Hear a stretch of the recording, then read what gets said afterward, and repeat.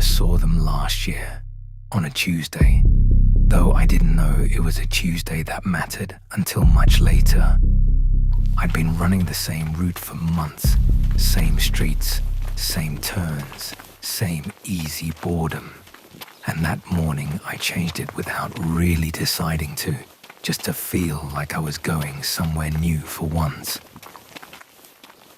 The road took me past the old abbey, the one that had been converted into a house decades ago, long before I'd moved to the area. I'd passed it before, vaguely registered it the way you register any building that isn't yours to think about. That morning, I nearly didn't look up at all. Then I heard the car. It pulled in slow, rolling to a controlled stop right at the curb, level with the bottom step, not the lazy drift of someone running late or the jerk of someone parking in a hurry. Deliberate, practiced, like they'd done it 100 times and measured the distance once and never needed to again. I slowed to a walk without meaning to. Told myself I was just getting my breath back. 2 men got out first, then the girl from the back seat, a man's hand closing around hers the moment her feet touched the pavement. They were dressed like it was the most important Sunday of the year. Dark suits, ironed to a knife's edge, not a crease out of place. Shoes polished enough to catch the morning light. The girl wore a pale dress, buttoned to the throat. Her hair pulled back so tight it looked like it pulled at her scalp. What struck me wasn't the clothes. It was the way they stood. Spine straight, shoulders set, the kind of posture you only see drilled into people. Soldiers, dancers, children, corrected so many times the correction becomes the body's default. No slouching, no idle chatter between them. They got out, straightened as one, and looked up at the steps like they were already somewhere else. Then they started to climb, and I forgot for a moment how to keep running. Each of them kept their left hand on the railing, fingers curled around the old stone in exactly the same grip, the way you'd hold something that might give way if you didn't trust it properly. Their right hands they held aloft at shoulder height, out from their bodies, each one carrying a small dark book that caught no light at all, like it had been made specifically not to. The girl held hers the same way the men did, smaller hand, same angle, same height, like no one had ever had to teach her how, like she'd simply always known. And they were speaking, not talking, speaking, in unison, the same line over and over, climbing each step in time with it, so that the words and the movement of their feet seemed to belong to the same single mechanism. Vidus regnat, vidus vorat, accipe carnem. Vidus regnat, vidus vorat, accipe carnem. I couldn't make out what they were saying. I was too far, and some animal part of me didn't want to be close enough to hear it properly. But the rhythm of it reached me anyway, low and even, 3 voices and a child's voice woven into one continuous thread. And it didn't sound like any prayer I'd ever heard in any church. It sounded older than that, or newer. I couldn't decide which unsettled me more. By the 3rd flight, they hadn't broken stride once, hadn't faltered, hadn't so much as glanced at each other to stay in time. They simply climbed and chanted and held their books aloft until the door took them in and the sound mercifully stopped. Told myself it was nothing. It wasn't nothing. I just didn't know that yet. I altered my route the next morning, and the morning after that. It wasn't a conscious choice to spy, not at first. It was just that the easy boredom of my old streets felt hollow now. And over the following weeks, I noticed things the way you notice a word once someone's pointed it out to you, and then can't stop seeing it everywhere. I needed to see if the mechanism on the steps had been a fluke. It wasn't. But the patterns never quite aligned. By the second week, the house began to feel less like a home and more like a factory that only operated when the world wasn't looking. On a Thursday morning, the heat already rising off the tarmac at 6 a.m., I ran past and saw the girl. She was sitting on the bottom stone step. The sun was blinding, but she was facing directly into it, her unblinking eyes wide, staring at the empty road. Her hands were flat on her knees. As I paced past, her head didn't turn to follow me, but her mouth moved, soft, silent, repeating a 3-syllable shape over and over to the empty air. It was on one of those mornings, 3 streets out, breathing hard, that I heard the click. A sharp, rhythmic sound against the pavement, out of time with my own footsteps. I glanced over without really meaning to. An older woman, neat coat, silver hair pinned up properly, making her way along with the unhurried certainty of someone who'd walked that route 1,000 times. The sound came from her cane, old-fashioned, the kind you didn't see much anymore, its handle carved into the shape of a fox's head, the silver worn smooth and bright at the brow where, I guessed, her thumb must rest for most of every day. I thought distantly, that's a nice cane. The way you think something about a stranger and forget it within the same breath, and kept running. It was only the Abbey steps that made me glance back at all. Habit by then, even when I told myself I was past that. And there she was, 3 flights up already, that same rhythmic clicking carrying down to me even at a distance, the fox head winking once in the morning light before the door swallowed her. I didn't think about her again for 11 days. Then I realized, with the specific unease of a thought arriving sideways instead of head-on, that I'd never once seen her come back down. It was a few weeks after that when the man came down the steps, moving in a way that made me slow without quite deciding to. Not the careful, measured walk I'd come to associate with that house. This was different, loose-limbed, almost unsteady. The gait of someone who'd just put down something heavy he'd been carrying a long time. He caught my eye and smiled, the kind of open, unguarded smile that strangers don't usually offer joggers on a Tuesday morning. "Lovely morning," he said, which wasn't really what his face was saying at all. His face was saying something closer to relief. I slowed to a stop, mostly because I couldn't help myself. "It is," I said. And then, because he seemed to want to talk, and I very much wanted him to, "You look like you've had good news." He laughed, a short, surprised sound, like he hadn't expected to be asked, and was glad of the chance to answer. "I have, actually. I know how that sounds." He gestured back toward the Abbey with something like reverence. "I lost my wife 18 months ago. Margaret. I've tried everything. Counselling, that grief group at the community centre, all of it. And nothing helped, not really. Someone told me about the men here.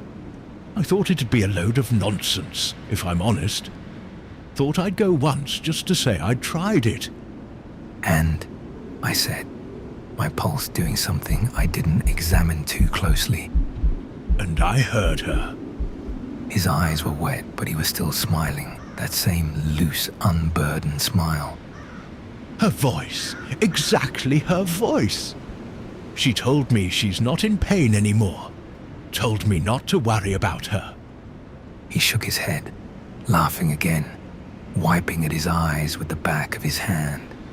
Lovely men in there, gentle, patient, didn't rush me through a thing. He glanced back at the building one more time. The way you'd look at somewhere that had given you something you didn't think you'd get again. I can't wait to go back, if I'm honest with you. Don't think I've smiled like this in a year and a half. He said goodbye, still smiling, and walked off down the road with that same loose, unburdened gait, like a man who'd set something down and didn't plan on picking it back up. I stood at the bottom of the steps for a long moment after he'd gone, not running, not really thinking, just watching the space where he'd been. Then came the night runs. It was a damp Tuesday, just past midnight, when I first smelled the furnace. The valley air was dead and heavy, but as I rounded the corner by the Abbey's perimeter wall, a thick, greasy stench hit me so hard I had to drop to a walk to keep from gagging. It smelled of old copper and scorched hair. Up on the roofline, against the low grey clouds, the heavy stone chimney was pouring out a dense, dark shimmer of heat and soot. There were no lights on in the windows, just the furnace roaring in the dark. 3 nights later, I saw what they put into it. I've always worn dark gear for my night runs, a habit to keep from being noticed by drivers. That night, I was glad of it. I heard the boot of the car slam before I reached the driveway. I dropped low behind the thick briar hedge, my breath coming ragged and loud in my own ears. The porch light was out, but the orange glow of the street lamp caught them perfectly. The 2 men. They were moving down the stone steps, carrying something between them. It was wrapped in a coarse, heavy tarpaulin, bound tight with thick hemp rope. They didn't struggle. They didn't grunt with the weight. They just walked in that same, terrifyingly even stride, their spines perfectly straight as they lifted the long, heavy mass and slid it into the open boot of the car. As they slid it forward, the canvas shifted, and the shape of it broke my stomach. It wasn't furniture. It had the distinct, heavy roll of a hip and a long, slack line that ended in the unmistakable silhouette of a human foot. The younger one, Marcus, stopped.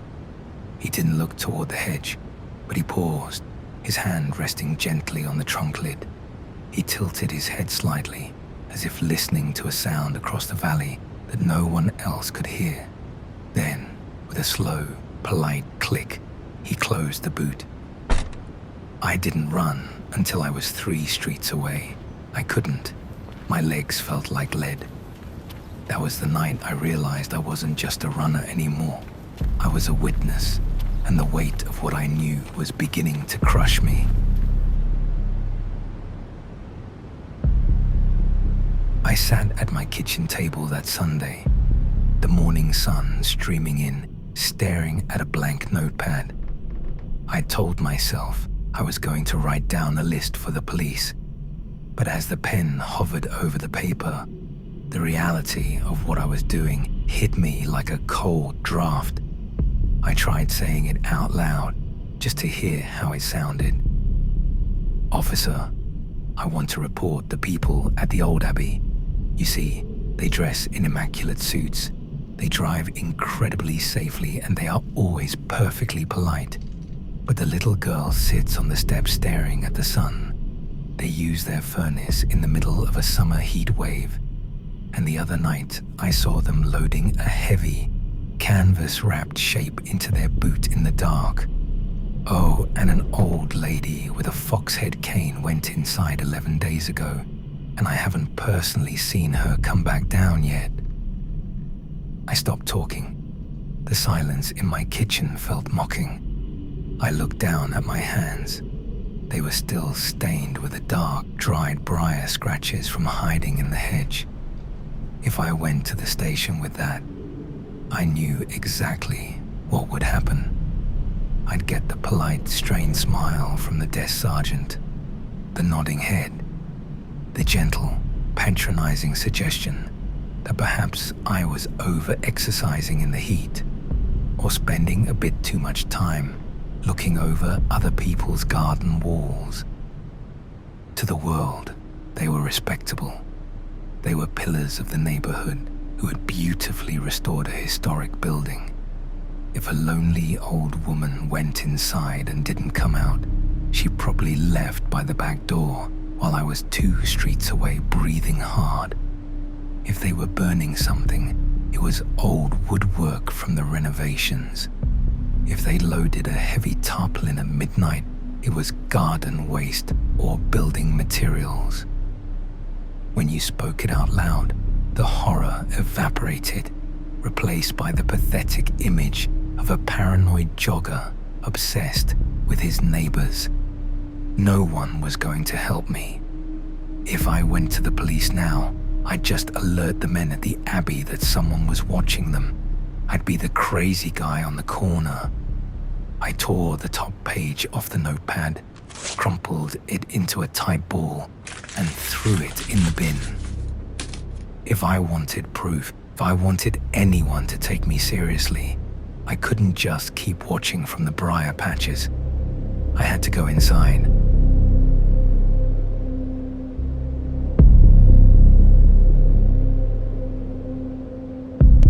I booked my own session the next day. The website was modest, tasteful, the kind of thing that didn't oversell itself. A phone number, a short, gentle description of guided remembrance sessions. Nothing that screamed fraud, nothing that screamed anything at all. That was, I would come to understand, rather the point. The phone call came on a Tuesday afternoon. The woman's voice was light, rhythmic, and perfectly pleasant.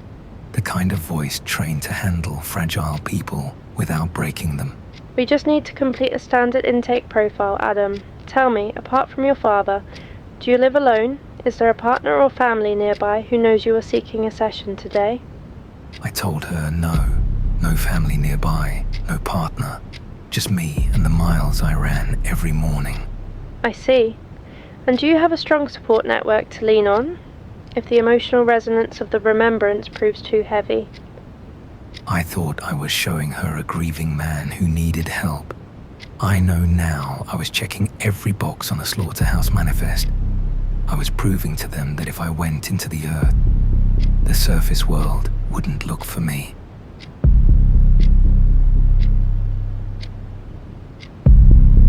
Two days later, I stood at the bottom of the stone steps. Up close, the Abbey felt massive, its ancient stone blocking out the morning sun. My gut was screaming at me to turn back. Over the last month, I'd watched 3 other people walk up these steps. A young man with a heavy, broken slouch, a middle-aged woman who wept before she even reached the bell, and the old woman with the silver hair and the fox head cane. I had never seen any of them come back down. I'd rationalized it, of course. I wasn't standing vigil 24 hours a day. They could have left via the back courtyard while I was miles away. But the gut doesn't rationalize. The gut knows when a house only swallows. The younger man, Marcus, opened the door before I could ring. He wore a dark, seamless suit and offered a brief, dry handshake that felt entirely rehearsed. "Welcome, Adam," he murmured, stepping back to let me into the hallway. The air inside was freezing, a sharp, artificial chill that tasted faintly of the metallic, oily soot from the chimney. The hallway was long, lined with heavy, tasteful oak furniture designed to look like an expensive, comforting country home. But my eyes didn't stay on the carpets. They were drawn to a narrow floating shelf under a dim, amber wall sconce. It was covered in small mismatched trinkets, a silver fountain pen, a heavy signet ring, a small, tarnished brass locket. And there, sitting right in the center, was a heavy silver cane topper, its metal worn bright and smooth at the brow. A fox's head. My stomach knotted. I knew that topper. I've seen it before on the top of the old woman's wooden cane. A cold weight dropped into my stomach, so heavy I felt my knees want to give way. I stared at it, my breathing instantly shallowing. If the fox head was here, she hadn't left through a back door. She hadn't left at all. And every other piece of junk on that shelf, the pens, the rings, the keys, weren't decorations. They were the leftover scraps of people who had been completely emptied out and fed into the roaring furnace upstairs. An interesting piece, isn't it? I jumped. Marcus had stepped up right behind me, his posture perfectly straight, his eyes locked onto the side of my face. He smiled, a polite, empty baring of teeth. A gift from a previous guest. People are often so grateful for the peace they find here. They leave a little piece of themselves behind. He gestured toward the heavy oak door of the seance room at the end of the hall. The doctor is waiting. Shall we go in? The heavy oak door clicked shut behind me, the sound deadening the rest of the world instantly. The room was perfectly round, thick velvet curtains draping the walls to choke out any natural light and swallow every scrap of sound. At the center sat a circular table, polished to a mirror shine, reflecting the low amber glow of a single lamp hanging overhead. The air in here was even colder, thick with that cloying metallic scent that had trailed down from the chimney. It felt less like a room and more like a vault.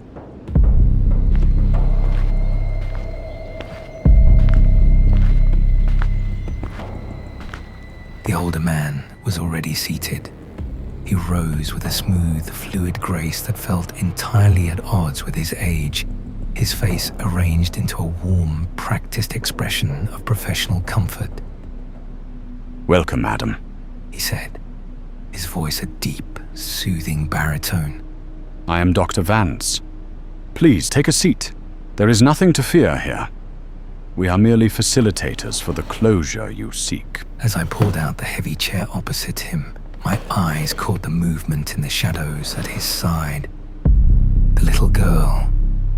She stepped forward into the amber light, wearing that pale, spotless dress, buttoned tightly to her throat. Her hair was pulled back so severely it seemed to stretch the skin around her temples. She didn't look at me. She didn't look at anything. Her eyes were completely vacant, glassy and wide, like a doll left out on a shelf. She climbed into the chair directly across from me, her small hands folding flat on the polished wood. "She helps put people at ease," Vance murmured, catching my stare and offering another seamless smile. "Children have a pure resonance. They make the bridge sturdier." My heart was hammering against my ribs like a trapped bird. Every instinct was screaming at me to stand up, knock Marcus out of the way, and bolt back down the hallway past that terrible shelf of trophies.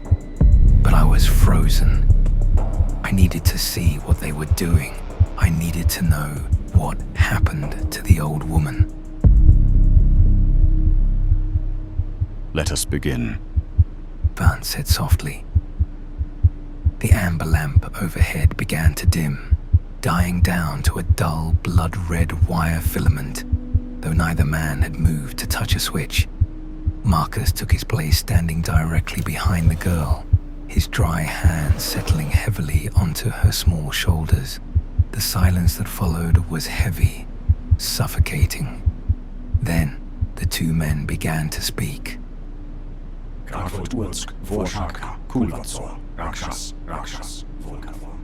It wasn't a language I recognized.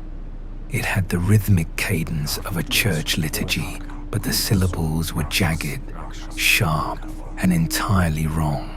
They spoke in a perfect, terrifying unison, their voices rising and falling in time with a mechanism I couldn't see.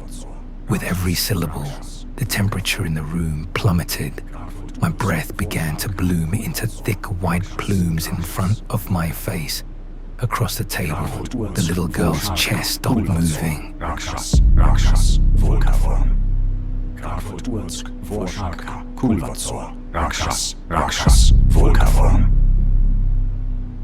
She wasn't breathing. Suddenly, her head twitched, a sharp, unnatural snap to the left. Like a puppet pulled by a violent string, her glassy eyes locked directly onto mine for the very first time. Her mouth drifted open, and when the voice came out, it wasn't the high pitch of a child. It was a voice I hadn't heard in 15 years. A voice that had put me to bed, scolded me, and laughed over a Sunday roast. I'm so proud of you, son. The voice rasped from her tiny throat, matching my father's exact cadence, his exact breathy emphasis on the words. And don't forget, pepperoni pizza anytime you want it. The words didn't just hang in the freezing air. They slammed into my chest like a physical blow. Pepperoni. Pizza. I hadn't said it to anyone. I hadn't said it in a phone call, hadn't typed it, hadn't even let myself think it properly in 15 years, because thinking it meant remembering why my father needed to give it to me in the first place. And now it was here, in this room, in this girl's mouth, and it meant exactly one thing. Get out, now! My face went entirely bloodless. My hands, flat against my knees, went rigid as iron bars. Across the table, Dr. Vance's practiced smile didn't drop. It curdled. He and Marcus exchanged a look so rapid it was barely there. A silent, panicked calculation between two predators, realizing the prey had just smelled the blood on their teeth. You seem unsettled, Adam. Vance murmured, his voice pitching lower, dropping the warmth, becoming smooth and heavy like grease. He leaned forward across the polished wood, his eyes widening slightly. Sometimes the wrong resonance comes through. The dead crowd, you understand. They are greedy to be heard. If that didn't sound like your father, we can start fresh. Marcus, hold the girl. Marcus didn't move, but his knuckles went white where they gripped the girl's shoulders, his cold eyes boring straight into mine, watching, reading the exact second I decided to run. I didn't think. If I had thought, I would have died there. I threw myself backward, my heavy chair screeching violently against the floorboard. Before crashing over into the dark, I was on my feet before the echo died. I lunged for the heavy oak door, my hands slick with sweat as I tore at the brass handle. Adam, wait. Vance's voice called out behind me, completely calm, entirely unhurried, which made it 1,000 times worse. I ripped the door open and burst into the long hallway. The artificial chill hit me again, but this time it felt like panic. I sprinted past the floating shelf, my eyes catching that silver foxhead cane topper one last time in the dim amber light, its dead metal eyes mocking my escape. My hands hit the heavy front door, throwing the bolts back with a frantic metallic clatter, and then I was out. The midday air hit me like a solid wall of heat, but I couldn't breathe it in. I stumbled down the 3 flights of stone steps, my legs shaking so violently I nearly went head first down the rock. I didn't dare use the handrail. At the bottom, a primal, animal terror forced me to look back just once. The front door was wide open. Dr. Vance was standing perfectly still on the threshold, framed by the dark interior of the house. He didn't chase me. He didn't shout. He just stood there, his face completely blank, watching me sprint down the pavement like a man watching a clock tick. He knew I had nowhere safe to go. I'd parked 2 streets over, an old habit from my running days. Never leave it right outside anywhere I didn't want remembered. Now, I was glad of it. I walked the 2 streets fast, fist jammed in my pockets, and somewhere around the second corner, the words started looping. Pepperoni pizza. Pepperoni pizza. It wasn't until I was sitting in the driver's seat, doors locked, hands on the wheel and not turning the key, that the rest of it came up. Not gently, not like a memory surfacing, more like something breaking the surface of water it had been held under for a long time. That week. I hadn't thought about that week in, God, 15 years, more. I'd been 14. My dad had come home on the Wednesday different. Not angry different, not even sad different. Just quiet in a way that wasn't like him. Eating dinner without really eating it. Going to bed early, getting up early. Standing at the kitchen window some mornings just looking at nothing for too long. My mum had asked him about it once, just once, that I could remember, and he'd said, "It's nothing, just work," in a voice that made it very clear it was not nothing. And then, that Saturday, I could see it now, properly, for the first time in years. He'd sat me down at the kitchen table, both of us, no mum, just the 2 of us, and said, "I want us to have a word that means something's wrong and you can't say so. Doesn't matter what, doesn't matter who's there. You say the word, I come and get you. No questions, not ever." 14-year-old me had thought it was about parties, about friends, about peer pressure, about not wanting to be the kid who chickened out. I'd been a little embarrassed by it, actually. My dad being so serious about something so small. I hadn't asked why that week, specifically. I hadn't asked why his hands had been shaking slightly when he said it. I had never, not once in 15 years, wondered if it had anything to do with work. I didn't go home. I drove blindly, my hands shaking so violently against the steering wheel that the car drifted across the white lines twice. I went straight to my mother's house, using my old spare key to let myself in without turning on a single light. Up in the loft, suffocated by the stagnant summer heat and decades of dust, I dragged out the battered green case marked Dad stuff. It took me 20 minutes of frantic clawing through old bills and the useless manuals before I found the diary. Folded inside the back cover was the ragged newspaper clipping. I angled my phone torch over the grainy photo of the Abbey. The text beneath it was torn away mid-sentence, mentioning a suspicious disappearance and a police spokesperson declining to comment. But it wasn't the clipping that made my breath catch. It was what my father had scribbled frantically in the margins of the diary page itself, his handwriting jagged and unraveling. Vance, Marcus, they aren't scams. They're drawing them out. The lonely ones. Check the station log. Miller buried 3 missing persons files this year alone. All of them single. All of them went to the steps. I confronted Miller. He told me to walk away. Said his wife's cancer didn't just go away by accident. Said some things are worth the price. The whole damn station is eating from their plate, bending luck, shifting outcomes. If you feed the machine takes care of you. God forgive me. I'm leaving it alone. I have a son to protect. The paper felt hot against my fingers. He knew. 15 years ago. My dad had stumbled onto the edge of the assembly line.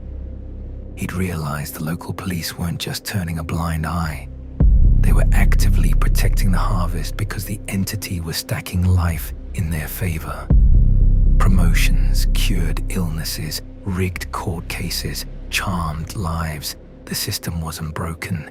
It was bought and paid for in human souls. And my dad had backed off to keep me safe. He'd given me a safe word because he knew that if they ever noticed him or noticed me, there would be no police sirens coming to save us. I sat back against the wooden rafters, the sweat stinging my eyes. I had a choice. I could pack my bags, disappear, and pretend I'd never entered that round room, or I could try the station anyway. Maybe after 15 years, the old guard was gone. Maybe someone untainted was sitting behind the desk. It was the biggest mistake of my life. I walked into the station with my father's diary heavy against my ribs, my thumb rubbing the raw briar scratches on my palm.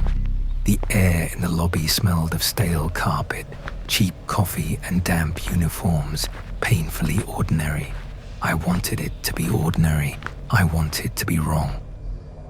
The officer who called me through to the interview room was in his mid-50s, with a steady, weathered face that looked like it had spent 30 years listening to the worst parts of human nature without blinking. His badge read Sergeant Miller. My blood ran instant ice. Miller, the name from my dad's notes 15 years ago. He hadn't retired. He'd been promoted. I sat down across from him, my heart hammering so hard I was certain he could see it under my shirt. I didn't hand over the diary. Instead, I laid it out as a test. The jogger reporting a suspicious neighbor. I told him about the Abbey. I told him about the perfect manners, the immaculate suits, and the old woman with the fox head cane who went up the steps 11 days ago and never came down. Miller listened without interrupting, his face entirely unreadable. He didn't scribble a single note on his pad, but as the seconds ticked by, I watched his posture settle, his shoulders squared, his spine going perfectly straight, sitting with a rigid, mechanical stillness that made the hair on my arms stand up. It was the exact posture of the men on the steps. When I finished, the silence in the small room stretched out until it became a physical weight. Leave it alone, Miller said finally. His voice wasn't a threat. It was quiet, gentle, and utterly flat. Whatever you think you saw, whatever you think you heard, you go home and you leave this alone. I haven't even given you my name yet, I whispered, the room spinning slightly around me. Miller looked at me for a long moment, something moving behind his cold eyes that was ancient, heavy, and completely devoid of any human empathy. We told your father the same thing once, he said softly, leaning forward just an inch. 15 years ago, near enough. I'd have thought he'd have mentioned it. He was a sensible man, Adam. He knew when a debt was settled. He knew when to look away. My own name, on his tongue. I hadn't given him my ID. I hadn't signed a book. He's dead, I choked out. I know, Miller murmured, and for a fraction of a second, a small, polite baring of teeth passed over his face. And you are currently very healthy. Let's keep it that way. Go home.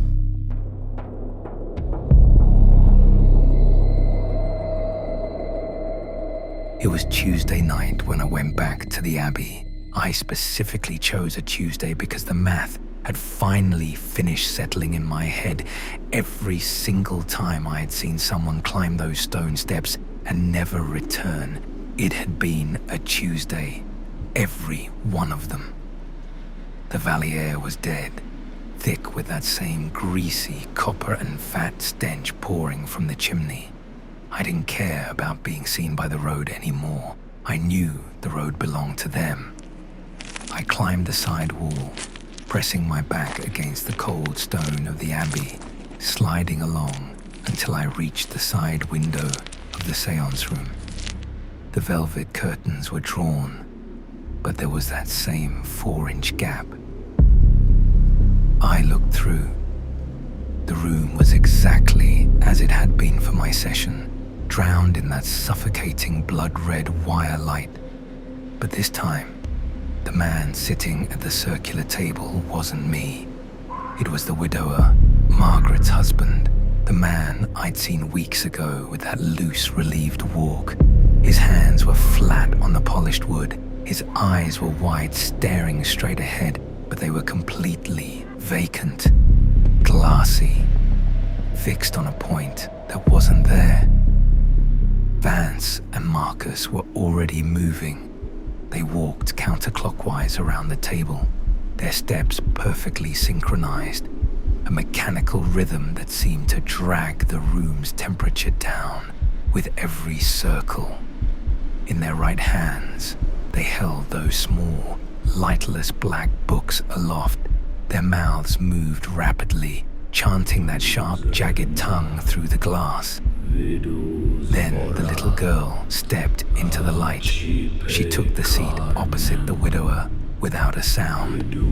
The two men stopped circling, each settling a heavy hand onto her small shoulders, and the chant shifted, rising in pitch. Faster, a frantic vibration I could feel thrumming right through the stone wall against my chest. The girl's head violently snapped back against the chair with a sickening, audible crack, her jaw unhinged, stretching open past any human biological limit, her mouth transforming into a wide, black void. And then, it came out of her. It wasn't a shadow. It was an absence of light. A thick, pulsing smoke that crawled with absolute intention across the polished table toward the widower. It pooled over his chest, and then it began to feed. I expected him to scream. I expected a struggle. But the horror was in the quiet. The dark mass began to pulse in long, slow contractions, and with every pulse, something vital was reamed out of the man. His skin didn't just pale, it seemed to hollow, tightening over his skull as if the marrow beneath was being dehydrated. Suddenly, the widower's chest hitched. His eyes rolled back into his head, leaving only the dull whites visible under the red light. The dark smoke gave one final, massive contraction, drawing a long, luminous silver thread out from the man's mouth, swallowing it whole, and then it retreated, sliding back down the girl's throat as her jaw snapped shut. The widower didn't smile this time. He didn't look unburdened. His head dropped forward, hitting the polished table with a dull, hollow thud. His arms swung limp at his sides. He wasn't breathing. His chest was as still as stone. The chanting dropped, all at once, to silence. The girl slumped forward in her chair, small and used up, and one of the men caught her before her head could hit the table. Gently practiced, the same unthinking tenderness you'd show scooping up a child who'd fallen asleep on the sofa. Vance calmly closed his little black book. He didn't panic. He didn't check for a pulse. He reached out, gently smoothed the little girl's hair back from her face, and nodded to Marcus. They had used him up. The battery was dead. My stomach completely liquidized. I stumbled backward from the glass, my boot catching the edge of a heavy terracotta planter on the stone path. The hollow, scraping smash echoed through the dead night air like a gunshot. Inside, through the gap in the curtain, the two men's heads snapped toward the window as one. I didn't wait to see anything else. I was moving before my brain could even process the panic, half stumbling over the low perimeter wall I'd climbed so carefully 20 minutes before. My palm tore open on the rough, jagged stone at the top, but the sharp sting of blood was a distant, irrelevant thing compared to the heavy click of the Abbey's side door opening behind me. Fast, deliberate, no longer polite at all. Hello? A voice cut through the dark. It was calm, far too calm for a man who had just heard a heavy terracotta pot shatter outside his window at midnight. Is someone there?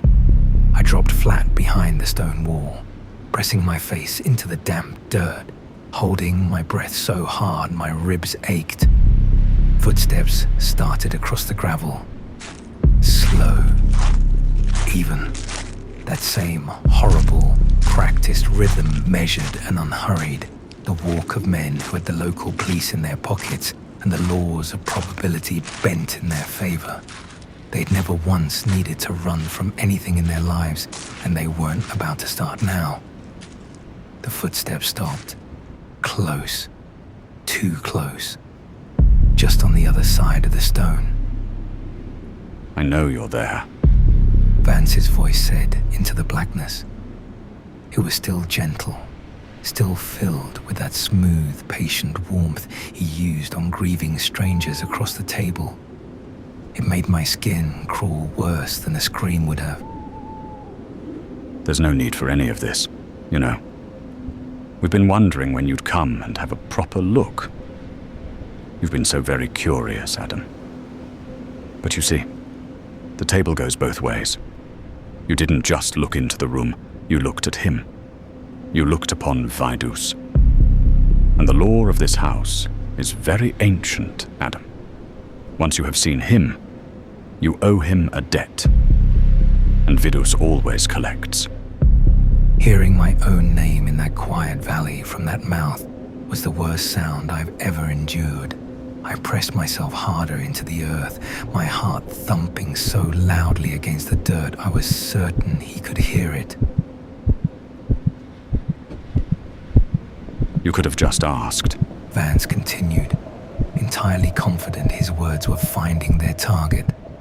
People are always so much more frightened of questions than they need to be. Your father understood, eventually. It took him a little while, but he understood the price of things. I do hope you're quicker than he was.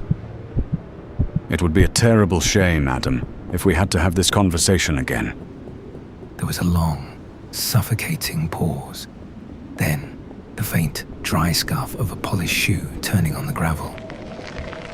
Go home, The voice murmured, gentler than ever, like a father putting a child to bed.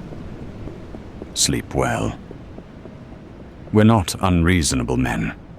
Vidus is not so forgiving, though. You will need to arrange another appointment with us, where you can settle your debt with Vidus directly. We look forward to your call, Adam. The footsteps retreated, even and measured, and a few seconds later, the side door closed with a soft, definitive click. I didn't move for an hour. When my legs finally stopped shaking enough to hold my weight, I ran. Not a jog. A blind, frantic sprint back to my car, my bloody palm smearing the steering wheel as I fumbled the keys into the ignition.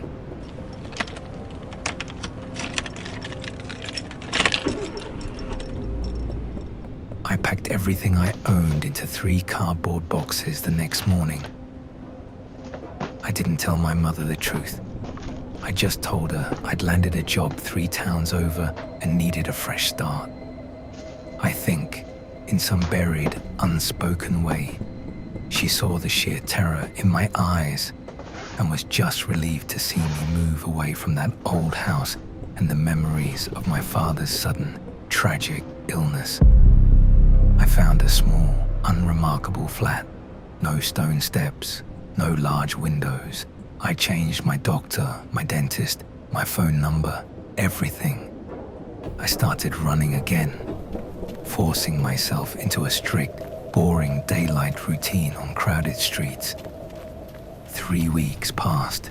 I learned which floorboards creaked. I got a regular coffee order on the corner. I finally started to sleep past 3 a.m. without checking the locks twice. I told myself the thread had been cut. I told myself I was safe. Until tonight. I was nearly asleep. The window cracked just an inch to let the cool air in when I heard it. A car rolling down my new, quiet street. It didn't brake hard. It didn't have the lazy drift of a delivery driver or the jerk of someone parking in a hurry. It was controlled, deliberate. It rolled to a perfect stop directly beneath my building, and the engine cut. The silence that followed was instant, thick, and listening. I was at the window before my brain could even tell my legs to move, my shaking fingers pulling back the edge of the curtain. Down under the thin orange hum of the street lamp, the dark car sat motionless, and standing right beside it on the pavement, dressed in their spotless, ironed suits, were Vance and Marcus. They weren't looking at the building. They were looking directly up at my window. Each with their right hands raised, their black books held aloft, and their mouths working in unison, repeating the same chant I saw them doing the very first time. Their eyes locked firmly to mine. This time, I could just make out what they were saying.